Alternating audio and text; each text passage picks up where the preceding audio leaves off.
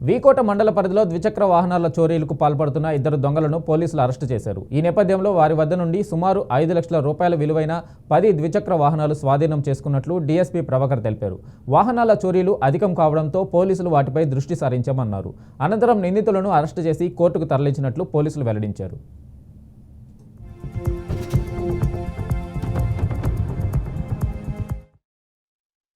వీకోటలో ఉదయం వీకోట ఇన్స్పెక్టర్ గారు వాళ్ళ సిబ్బంది వెహికల్ చెక్ చేస్తుంటే వీకోట్లో కేజీఎఫ్ బస్ స్టాండ్ దగ్గర దొంగతనం చేసిన ఒక బండిని ఒక ముద్దాయి నడుపుకుంటూ వచ్చి పట్టుకొని రికార్డ్ వెహికల్ చేస్తే ఆ బండి రికార్డ్ సరిగా లేవు. విచారిస్తే అతను వెహికల్ అఫెండర్ అని తెలిసింది. అతను కరెక్ట్గా విచారిస్తే అతను 10 బండ్లు ఇక్కడ దాదాపు దొంగతనం చేశానని కన్ఫ్యూజ్ చేయడం జరిగింది. అది కన్ఫ్యూషన్ మేరకు అతను ఇంటి దగ్గరికి వెళ్తే ఇంటి దగ్గర 4 బండ్లు రికవర్ చేశారు.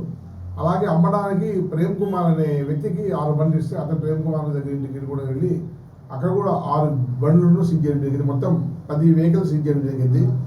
అందులో వీకోటలోనే దొంగతనం వెహికల్స్ 6 ఉన్నాయి. ఇంతకుముందు ఎఫ్ఐఆర్ ఉంది, రికవరీ కాకుండా బండ్లు 6 ఉన్నాయి. మొత్తం ఇంకా 4 బండ్లు కూడా దాని యొక్క డీటెయిల్స్ తీసుకొని పెట్టుకుంటాము. ప్రైమరీగా దొంగతనం చేసిన పేరు వ్యక్తి పేరు వసీము, తర్వాత రిషూర్ పేరు ప్రేమ్ కుమార్. వీళ్ళపైన ఇంకా ఈరోజు అరెస్ట్ చేయడం జరిగింది. అట్లాగే ముఖ్యంగా ఈ మధ్యలో మనము కమాండ్ కంట్రోల్ దాదాపు 45 సీసీ కెమెరాలతో కమాండ్ కంట్రోల్ పెట్టాము. అన్ని కమాండ్ సీసీ కెమెరాలు కూడా ఎక్సలెంట్గా పనిచేస్తున్నాయి. వీకోట నిఘా నీడలో ఉంటుంది. ఎక్కడ రోడ్డు మీద ఏం జరిగినా, ఎక్కడ వీధిలో ఏం జరిగినా, దేవాలయాల దగ్గర కావచ్చు, మసీదు దగ్గర కావచ్చు, చర్చిల దగ్గర కావచ్చు, ఇంకా వేదిలో ఎక్కడ కావచ్చు, ప్రతిదీ రికార్డ్ అవుతూ ఉంటుంది. ప్రతి ఒక్కరి కథలకి మీద కూడా నిఘా ఉంటుంది. కాబట్టి భద్రతకు భరోసాగా వచ్చేలాగా ఉంటుంది.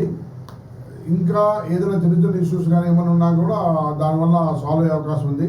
ఈరోజు పట్టుకోవడంలో మాకున్న సీసీటీవీఎస్ ఇది కావచ్చు, తర్వాత మాకు ఈ సమాచారం రావడంలో ఈ సీసీటీవీల ప్రమేయం కూడా